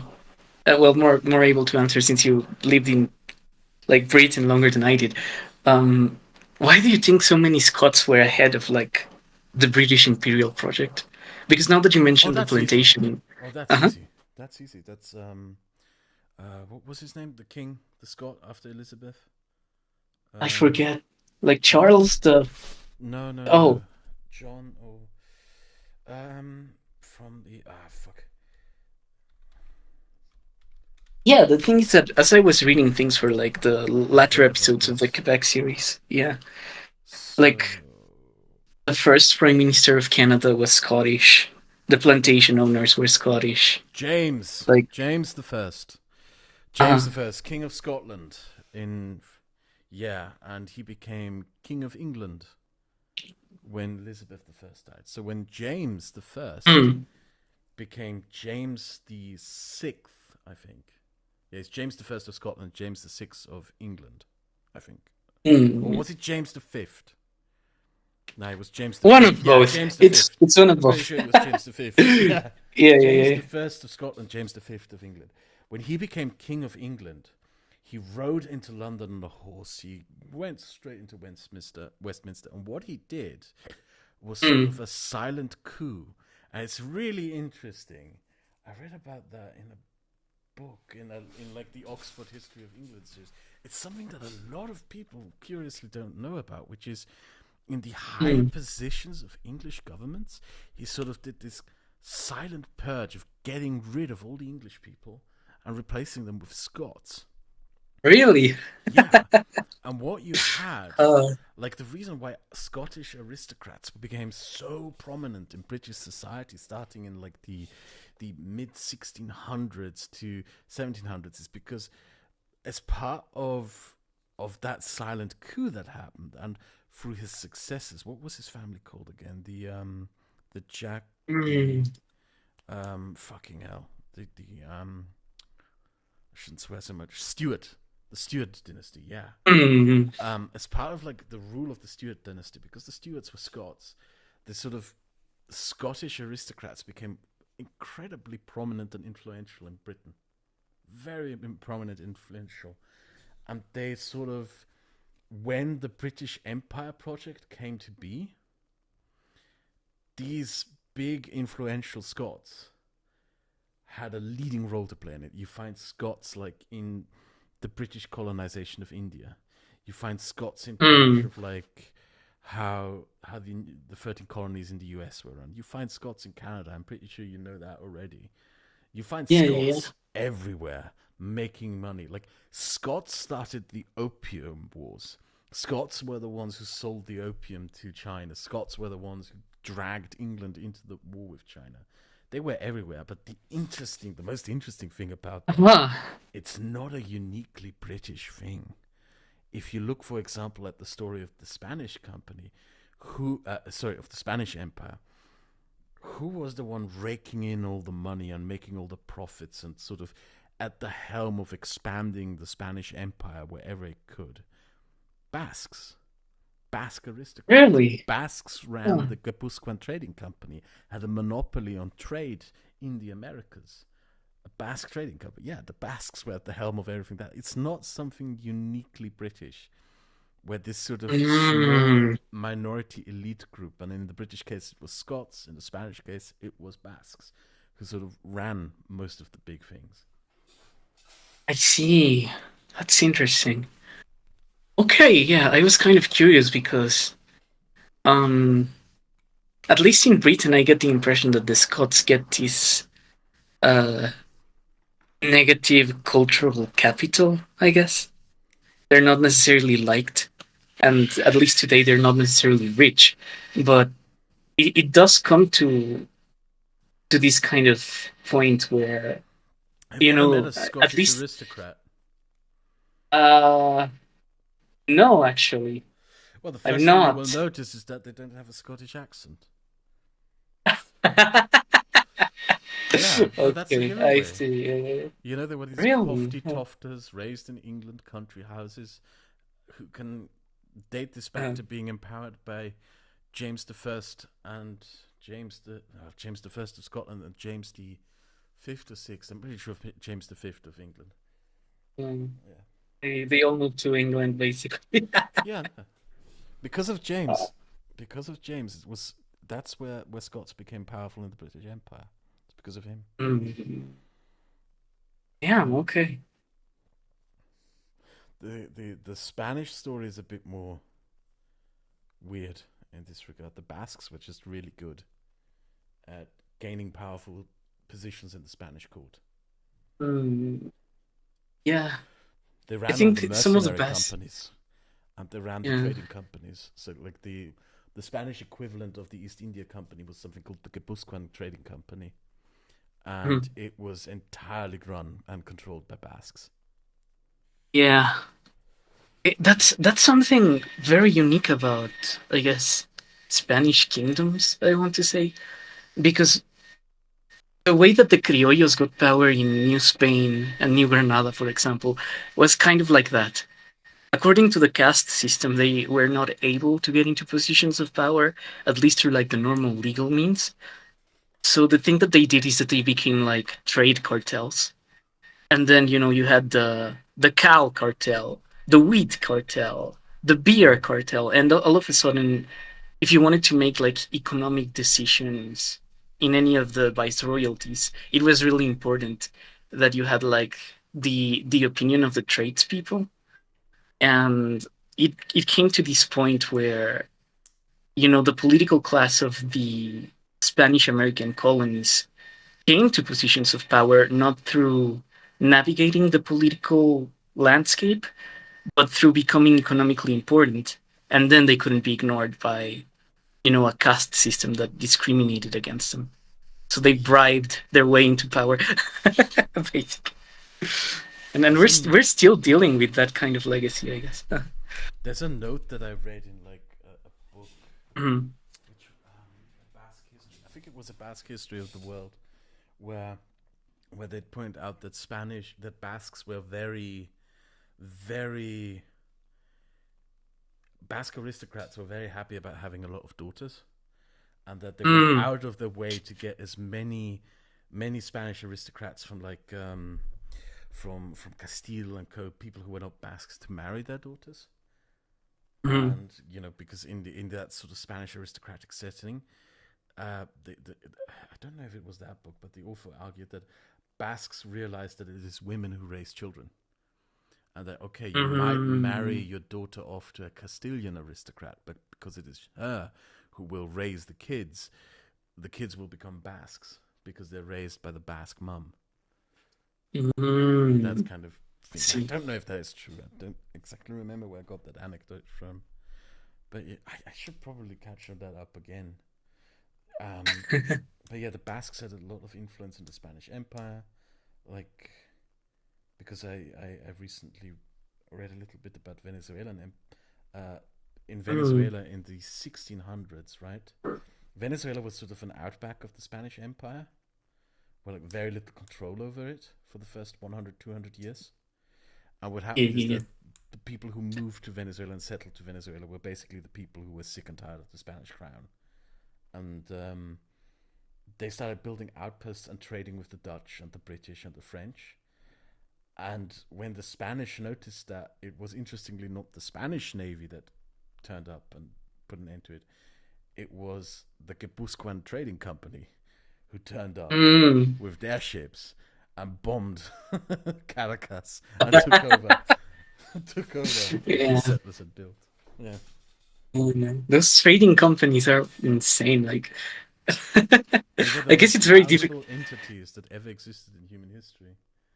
Yeah, yeah. I guess it's kind of weird to think about them now, but there was a time where you had basically like the Mac army. You had Yeah. the private institution with its own military. The British East India Company had a total value of up to £12 trillion Oh, in modern currency. shit. But interestingly enough, that is still not the most valuable colonial trading company that existed. Most valuable is the Mm. Dutch East India Company, which by some estimates Oh, has a yeah. value of up to $26 trillion in modern currency. Shit. Yeah, Yeah, that's a that's lot of money. crazy. That's twice the value of the entire US economy. Mm. Yeah. Yeah. And look where they are now. Yeah, still in the swamp. Yeah. Yeah. Oh, well. I guess we should come together soon again and talk again. Yeah, yeah, yeah. Hopefully have less delays. And Yeah, I think we should look I know forward that to, like, the one topic that we're kind of skirting is Israel Palestine, where we just oh, yeah. try I and get mean, away with it. Maybe we should maybe we should talk about it yeah. eventually. But I'm not sure if we should be the ones to talk about it. Well, I Um, think it would be good if we had people that are actually involved in it to discuss it. Because, we can have our opinions, but we're more or less shielded from it in the way if we're you not shielded if you want to from put Ukraine. a Palestinian and Israeli into a room and let them rage at each other, I leave that to be your responsibility. I'm not sure if that's something that No, we no, no, no, no. I guess we can talk to them separately, or I don't know. Maybe the audience will have some idea about how that could be done. But yeah, I think we're more or less protected. right now it Mhm. is bringing up the worst of the worst in humanity, Yes, and it's in yes, a yes, way yes. that I am not really. You have people who run around and rage about how they want to kill all Arabs, and then you have people who are just outright denying the Holocaust now and shit like that. And Yeah, I'm just looking at what is going on, and I'm seeing a lot of people who I believe a few months or years from now will regret what they said yeah, considerably. yeah. Same. It's like, I don't like what's happening. I'm yeah. horrified by I, what's I try. happening. I think one thing I try to keep reminding myself over is that protests in general are very vulgar environments. The most sophisticated thoughts that a person may or may not articulate will not be present at a protest. It's not just Protests the are protests. always. It's not just the Uh-huh. protests. It's the war. It's Yes. it's the war Hmm. Like, I don't know. Do you know? Do you remember Danny though? Like the that's the Israeli, journalist, yeah. yeah, journalist, yeah. I have talked to her a couple of times about how she feels about the way things are going in the West, and her opinion is that she frankly does not care all that much. She's trying to see that things get resolved where the conflict is actually happening, and in that sense, I get completely behind her because, you I know, think that Israel is right now possibly fighting a war to mm, save Netanyahu. yeah, Like, I think the first thing that should have happened in October is that Netanyahu should resign, because ultimately, October 7th, it's so grotesque to me that Mr. Security, the guy whose entire political career was built on the mm, promise that he was the most safe and secure thing to happen to Israel ever, overlooked over all of this. He's responsible ultimately for all of this. The buck yeah, stops at the top. It stops by him, and it's insane to me that he's still in office. yeah. The Israelis haven't driven him out. It's insane to me that he's still there. Yeah, he's a very good political survivor. I think that's just kind of his deal because he he oversaw this like idea that he was going to play Hamas and all the little Palestinian liberation organizations against each other. Yeah. And I guess for a long time he kind of sustained it, but in order to do that, he had to empower them in different degrees and at different times. And all it takes is like one miscalculation for something like October 7th to happen. And, he won stupid games, he won a stupid prize. But Did you even read into so, why it happened? Did you read uh, into the revelations there? I think it was because of the peace agreements that were happening No, between no, the no, no, Israelis and no, Saudis. no, no, no, Yeah. no. Like, there's a really, really interesting thing that was exposed by some Uh-huh. Israeli journalists and some New York Times journalists, which is there was an Israeli security official, intelligence official, who was surveilling communications in Hamas, who Mm-hmm. warned for months that this was happening. She speaks Arabic. She was sort of translating and Mm. listening into like the conversations they were having, and she's, yeah, something's going up, something's about to happen. She warned Central Command. She warned, and Central Command passed it on to High Command in the government, and apparently the reports and the warnings were dismissed by the political branch in the government because, get this, she's just a hysterical woman. That is at least the revelations Right. that the New York Times revealed. Yeah, that apparently this sort of sexism, that there's just a hysterical woman. Yeah. Oh shit. Well, Yeah. So the price of sexism, I guess. They were just like, oh yeah, fuck, yeah, that's disgusting. yeah, yeah. No, no, yeah. Like, Uh-huh. Netanyahu should have resigned the moment that happened. I'm not sure. Like, I'm not like. I just worry that when this is all over, when it is over, that we're going to be stuck where we were before. That is the thing that Yeah. that is the thing that worries me so much. I Because am I hopeful don't about normalization. normalization. Normalize. No, We're no, currently in normalization. We normalize no, the no, no. failed state I October. more so mean a change of relationship with the conflict because I think that Israel kind of knows that it cannot sustain this kind of approach for like maybe 10 years into the future, 20 years into the future. The generation that was really pro Israel, like, our parents and grandparents, they're all just kind of either disengaging or dying in the next 3 decades or so. And I think that Iran just kind of knows that. And if the government of Iran survives its current crisis, it knows that it has a time advantage against Israel in terms of like Can I give international you an support. anecdote? Can I give you an anecdote Hmm. out of international relations? Yeah, yeah, yeah. For a little bit of food of thought. Do you remember the Mumbai terrorist attacks of 2008 Yeah, in India? One of the yeah, worst yeah. terrorist attacks in recent history, where a group of Pakistanis entered India and committed a horrific massacre of civilians in Mumbai. So Hmm. there's some interesting things that happened there, which are sort of worth interrogating. So the attack happens. India investigates what happens, and what it finds out is pretty damn scandalous. They reveal that these were Pakistanis.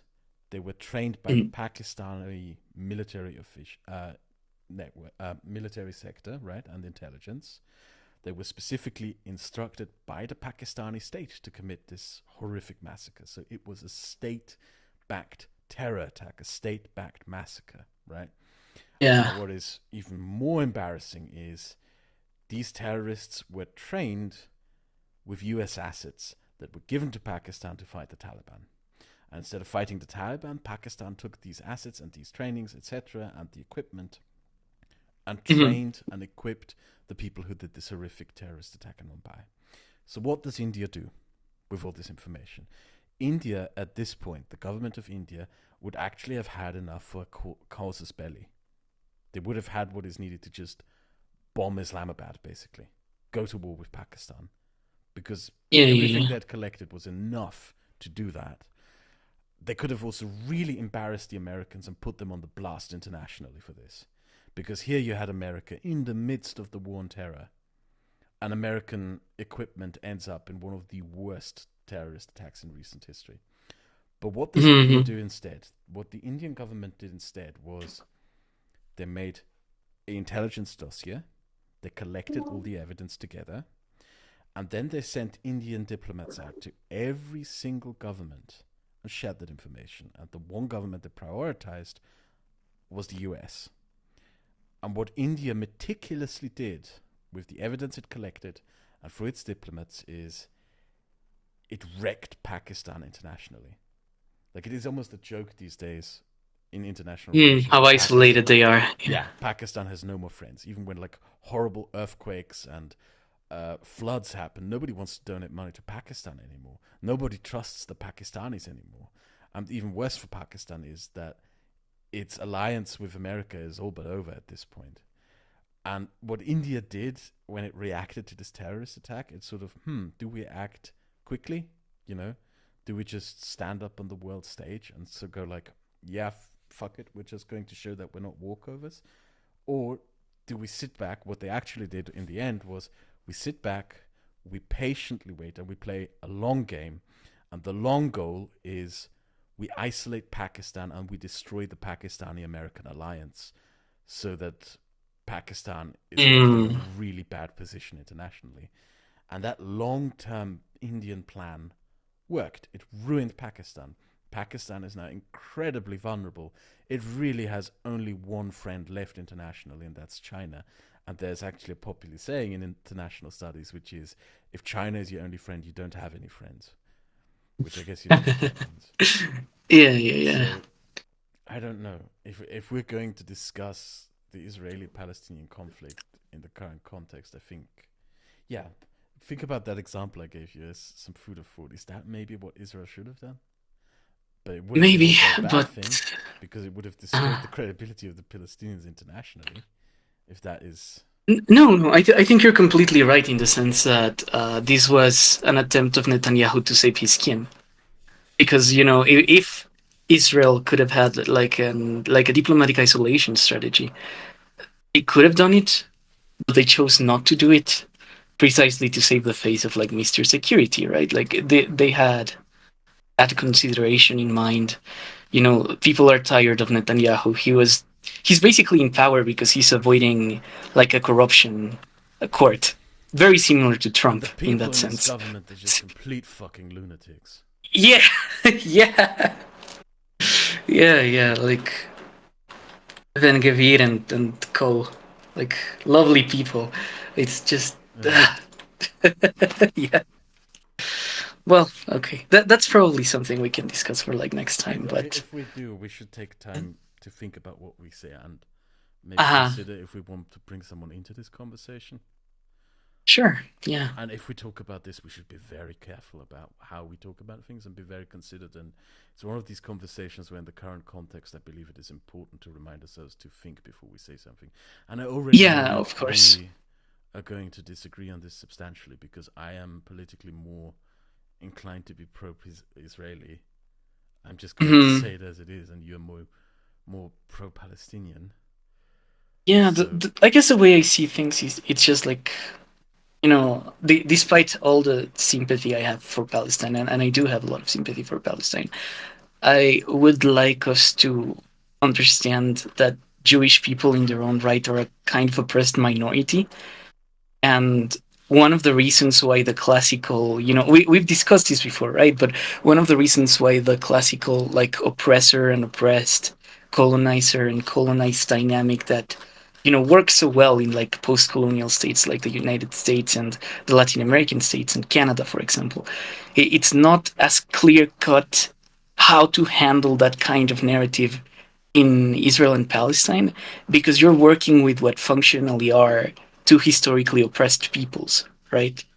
So it's very difficult to discuss this conflict in the terms that most conflicts are discussed, uh, at least in like current academic circles and postmodern kind of environments. I, I So yeah, we I'll add to that, like, despite all the sympathies that I have for the Jewish people and the Israelis, Mhm.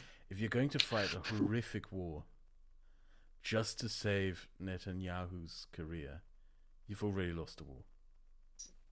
Yeah. At this point, you've already lost the war. If you're fighting this war just to end up where you were before, you've already lost. At what cost? At what Mhm. cost?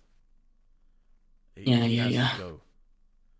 It's been something that I've said from the start. He has to go.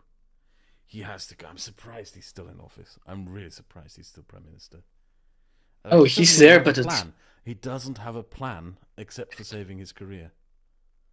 yeah, no, he's the current government of Israel is like a national unity government. Its whole purpose is to react to like what happened, and I guess it will only continue insofar as the Israelis still think that they're in that reaction period. But the things that are going on right now are kind of on the understanding that when the unity government ends, Netanyahu is like gone forever. Uh, I I don't hope even they like deliver that. on that, but I like, don't even like that. you, I think he should have been gone just a few me days too. afterwards. Yeah, the moment it happened, he should have just quit. And I don't know if he would have called elections, but yeah, he definitely shouldn't have been the person to lead Israel through this.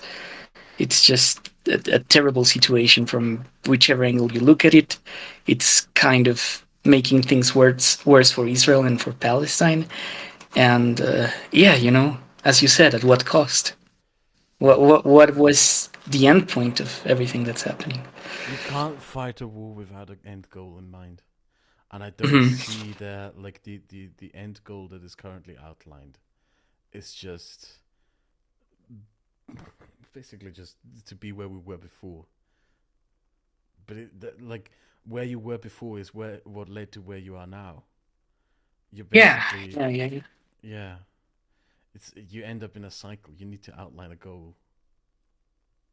Yeah. And I don't Well, trust Netanyahu with defining any goal other than maintaining his own career and saving his own skin. yeah, no. I'm survived at how good a political survivor he is, though, He because learned from the best. yeah, there are so many people who He learned have from the best. He's gone. a Yeah. lot of his political advisors worked for Orban. Oh yeah. Yeah, Oh yeah, no, that's like right. that's where a lot of it comes from. He's the goulash Jew. He's the Israeli Hmm. Orban. Yeah, That's yeah, what yeah. he is. He's urbanizing Didn't Israel. he, didn't he study in like a bunch of American universities before that though? I thought he was Yeah, very closely he was a identified with it. debate bro. He was a debate bro. Damn. We need to avoid this from happening That's to us. actually something where us friends are going to help me. That's Really? actually, yeah, because there's a debate that he had with an Egyptian in the 80s, which I watched, Um, where the Egyptian asked him, "How will you make peace in the Middle East?" And Netanyahu said, "I will ignore the Palestinians and make peace with all the other Arabs." And the Egyptian said to him, "Yeah, okay. In that case, you have stomach cancer and a wound, and you're stitching up your wound, but you will still have stomach cancer." And I've been desperately looking for that debate because I really want that clip again, but I can't find it. Mm. I know he had the Yeah. debate, I think in the 80s or 70s, I'm not entirely sure, with an Egyptian at an American campus. I'm desperately looking for it. He's just, yeah, it's Yeah. just, yeah. He's also someone who's been around since like the 2000s, He even like the destroyed the peace 90s. process. He destroyed the peace Yeah. process. He's the man who Do you murdered think that he Saddam. killed Yeah, Rabin? Yeah. I know it's an extreme thing to say to some, but he's the man who killed Rabin. uh, He yeah, ended yeah, the peace yeah. process. Yeah. I mean, I have my criticisms of Oslo, but I will say that had Oslo happened, we would be in a very different place than from we are today. And Likud has like a big role in why Oslo didn't happen. Like I am incredibly disappointed by that. Ah, Yeah, well, I mean, I don't. we don't have to go into it. We No, can no. end I'm also kind of it. like, I'm also very Uh, disgusted. Like the mistake, one of the reasons why I didn't want to have this debate for a very long uh, time, why I didn't want to talk about it for a very long time, is I was in a lot of Ukrainian conflict Telegram groups and in a lot of mm, Ukrainian groups, and when the attack happened, I was immediately confronted with all the footage of children being tortured, of the rapes and all that shit. oh yeah. And I am not. I made the decision right now that this impacted me in a way where I should not be out there to talk about this on my channel or Mm, in any stream or in a debate. I need to first let what happened sink in a little more. And I want to make mm. clear that I have nothing positive to say about Hamas. It is a Yeah, organization me that neither. signed its death sentence, basically, and I have no regard for anyone who in any kind of way has anything positive or in defense to say of Hamas. Yeah, I'm kind of surprised. I didn't believe it at first, but it's something that I like increasingly saw. That there's like a substantial amount of people in like the kind of far left circles that I sometimes frequent that are sympathetic to Hamas. Islamists? And yeah, and I was very surprised because like these people, they're the Muslim Brotherhood, right? They're the people who were against the first Egyptian Arab Socialist Republic. They killed Marxists when they were at their apogee. Like these are not natural allies of leftists, in the sense that they're fighting Israel. I guess you know you could make a very disconnected argument, but we don't You have anything in can common with these people. you can Yeah. blame Foucault for that. Yeah. Oh, Because cool. Foucault, yeah, because uh, Foucault traveled to Iran during the 1979 revolution when uh, Ayatollah Khomeini did the massacre, where he, that's uh, something that is largely forgotten. When Ayatollah Khomeini seized power, one of the first things he did is he rounded up and arrested all members of socialist, left wing, and communist parties. We don't know how many mm, exactly, because of course the regime keeps that secret. It's estimated to be between 40,000 and 80,000, and then he had all of them murdered in a massacre. And Foucault was in Iran at the time, and Foucault wrote these absolutely grotesque and disgusting pieces where he praises sort of the great revolutionary fervor. The people who call the Oriental backwards are just misguided because blah blah blah blah blah blah. They're not backwards. mm, They're driving the power dynamic. All this kind of nonsense that he wrote. I mean, most people know already. I think that I'm not very fond of him, and I genuinely mm. believe that this sort of weird, creepy fetish with Islamists began there. That some Western left wingers have. It began with Foucault there, where sort of, oh no, these people are not right wing, backward. They're just misunderstood, and we are falsely perceiving them for what they actually are, while they were, massacring people and hanging gays and shit like that. Like, Yeah, no, the USSR was at war with theocrats, like the Arab socialists, who were Oh, arguably more to the center, were at war with theocrats, and I find it really strange the that there's this KGB, like, the KGB uh, did targeted assassinations of Hezbollah members.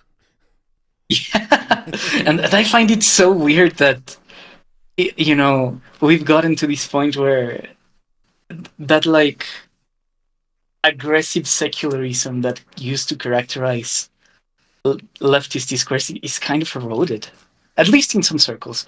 Yeah, Like I won't there's say a that's weird my experience a little. Islamophilia. There's a very weird Mm, Islamophilia in the far left, but it's also something that I think will die. I think it will maybe. die because I think what will eventually kill it is the Iranians, ironically. I think this shit started in Iran and Mm, it will end in Iran because I believe Iran will be the first Islamist regime to be overthrown by its people. And I think right. the Iranians, like, that's why I am so, like, hyper supportive of the Iranians, by the way. I think the Uh, Iranians, I hope, it's sort of a hope I have and a prediction I'm willing to make that the Iranians will be the ones who will kill Islamism. mm. I So pledge my you personal imagine life to that. the next like popular uprising in Iran. You know the Foucault's of age will be like based. The people are rising Oh up, no, and no, no! then You can see that, like, during the Iranian uh, mass protests, yeah, you found yeah, like these weird postmodern leftists were actually sort of either being quiet or praising the Iranian regime, yeah. which is, you know, I'm glad I have not seen that. I would have been very angry. yeah, Yeah, no. especially the English ones. Like, oh my god, there's Mm. sort of this type of Corbynite who is sort of this really creepy infatuation with the regime of the Iranian mullahs. Man, That's so weird. That's so weird. yeah, Yeah, because I don't know. Like I keep thinking about it, and we don't really have anything in common with like the Islamist project we as do, leftist we socialists do, as we do. communists. Oh, as leftists, of course not, but there are certain right Uh, wings in the European and uh-huh. North American far right who do actually Yeah, have a yeah. lot of common with the Oh yeah. Islamists. Oh yeah, for sure. That's true. I see that. Well, I heard an argument. I'm not necessarily sure if I believe it, but I think that part of it went that part of like the alt right infatuation with Russia kind of goes to say that Russia was the one like Western state that engaged in neoliberalism, but it didn't gain the texture of neoliberalism. So, for example, you see the Netherlands, right? They gained like gay marriage. They opened the doors to immigration. They did a lot of things in pro of getting that kind of texture. The same happened in the US. The same has been happening in varying degrees in other European countries. But Russia is like the one place that you look at, and it didn't go through that. So Mm. they managed to get like the capitalist part of neoliberalism right, but they didn't get like the social progressive part of neoliberalism through. And for a lot of people in the Republican Party, for example, that idea is very attractive, right? Like you can get international commerce, It's the also free some way a movement of distortion. goods.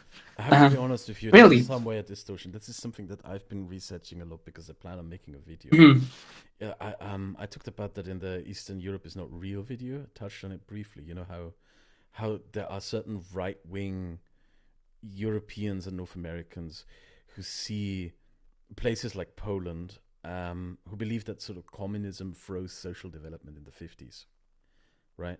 mm. And therefore these places are socially more conservative because of that. That's a heap of bullshit. That's just not true. Would That is would you such say it's an not true in Russia though? no, Like no, no. in Poland, I get it, but No, well, that's something like it's such a big uh, myth that I really want to tackle eventually. Social development mm, did happen. Like what a lot of people don't realize is, for example, the sexual revolution happened earlier in the Eastern Bloc than it did in the West. One of the yeah. big contributors that was the Institute of Sexology at the Charles University in Prague, which famously was the first institute that proved that homosexuality was not curable and therefore was not a disease. That it was just a normal human Mm. sexuality. That's why the Czech Republic was one of the first places to decriminalize homosexuality. Czechoslovakia at the time, sorry. So you Yeah, yeah, had yeah. these institutes. They predate communism. Like this is such a fucking stupid idea that some of these like brain dead, like I am not a Marxist, you know that, everyone knows that. But Yeah, yeah, yeah. one thing that I really detest is this sort of brain dead numbskull, just infantile anti-communism where you just make dumb fuck conclusions based on nothing. Social development did happen in Eastern Bloc countries. Like what do you did you expect? What how on earth do you come with this idea that social development doesn't happen just because there's a communist dictatorship? Social society. I mean, Ah, you live in a fucking society, for heaven's sake. You have to know that society is something that doesn't just freeze. It doesn't just stop just because someone yeah, tells yeah. society to stop. Society happens. Like we're seeing social development happen in Iran, despite having a Mhm. religious, authoritarian, fascistic regime. The people, the society has developed away from that. And in that same sense, you had social developments in the Eastern Bloc. You had a sexual revolution in the Eastern Bloc where it became normalized to have sex before marriage in the very early 1960s, to a degree even the late 1950s in the Soviet Union. There were social developments. There were Yeah, these yeah, yeah. things that happened.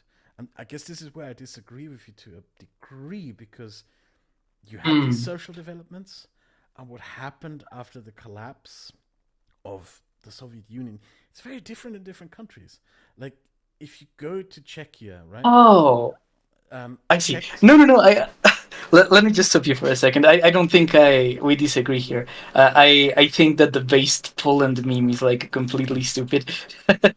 But I guess my point was more in regards to Russia, right? Like, would you say that Russia is a country that had, as substantial a social development as the Czechs did, for example? Yes, yes, Really? yes. Like in the Soviet Union, there was a normalization of sex before marriage and stuff like that that happened there. Mm. It's what happened is What a happened afterwards, maybe?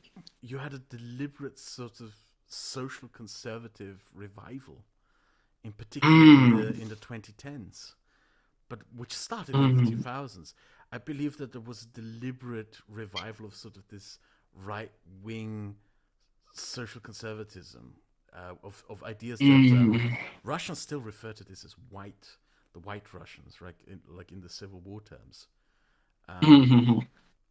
a Russian that I talked to shortly after the Russian invasion of Ukraine told me that, you see, he said to me that, just like the Americans were kind of still fighting a civil war, and the whites won socially, is what he said Mm. to me. The whites won. That Russia is invading Ukraine because the whites have now, from the grave, socially won the civil war.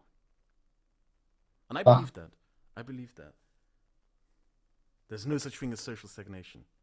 There's no such thing as social stagnation. I see. Okay, I see. I think I see your argument, and your argument is more that we shouldn't look at like a social progressivism timeline. There was more Mm. like a development in Russia that went forward and then it went backward. Yeah, yeah. A lot And of people forget okay, that okay, okay. this Uh, cuts both ways. A society can, if you believe in such a thing as like progress, right? uh, You can say right. that societies can move forward, but societies can move backward, and Okay, you should okay. never underestimate that. Like the Soviet Union was the first country to legalize abortion, right? Yeah, and homosexuality, and then under Stalin, a Yeah. lot of those things were thrown back. Well, Yeah, okay. I see. I see your point. more importantly to the point is the Soviet Union was the first country to legalize abortion, but the Soviet Union is Mhm. now number one in domestic violence, right? Yeah.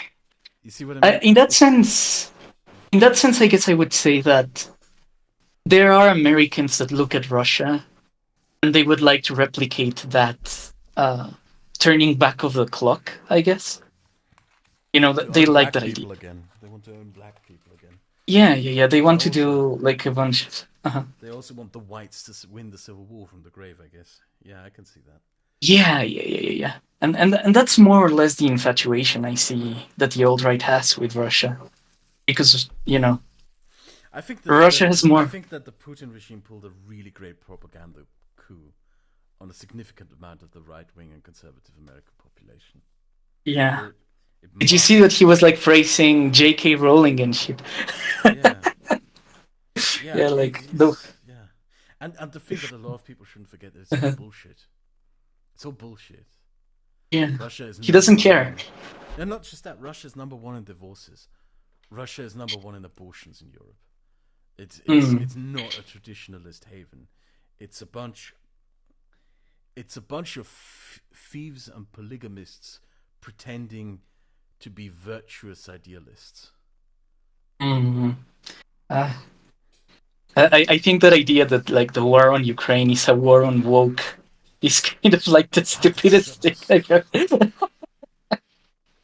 Yeah, yeah, yeah. I am sick and tired of the people who try to prove that the wokeness monster is real. It's just. Yeah. Yeah, I mean, it's just I guess it's such an effective delusion, right? That Putin found a way to use it for propaganda points because it was there for free to grab. You can And exploit culture wars very yeah, effectively. yeah, yeah. Yeah. I hate that we Oh, touched on that briefly because it means that some people will now grab this up. But yeah, it's uh-huh. we sometimes tend to idealize foreign things as things that Yeah, they're that's true. not, right? Like in the same way Mm-hmm. that that there's these weirdo leftists that idealize Islamists. There's these weirdo right wingers who idealize the corrupt government of Russia. Which just Yeah. it's perplexing to me, right? Where it's Yeah, absurd. I It's guess. absurd. It's an absurd world. It's very postmodern and weird that you have leftists Yeah. that praise a regime that hangs gays, and at the same time you have right wingers who praise this supposed traditional regime that has orgies and shit like that, which is In the palace, yeah, yeah, yeah. it's weird.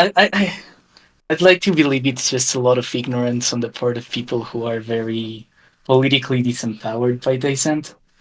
I Because don't think so. I don't I don't think so. I don't really, think it's ignorance. mm, I really. genuinely don't believe that. I believe it's just cynicism. That Mm, one of the things about my biggest problem, sort of, with most postmodern and critical theorists is that it's really just cynicism disguised as sort of ivory tower intellectualism. It's really just cynicism, and it legitimates mm, cynicism. You can be a cynic and still be accepted as sort of a legitimate political force, even though you're nothing more than a ruthless, self-serving cynic. yeah, I find postmodern analysis interesting, but I think the thing I dislike the most about it is that it's very unclear with what it wants to do with the things it puts forward. So you can say, for example, oh, everything is power dynamics, everything is kind of trapped in this game where, people lie about their motives only to get into better positions of wealth and resources. But like, okay, what do you want to do about that?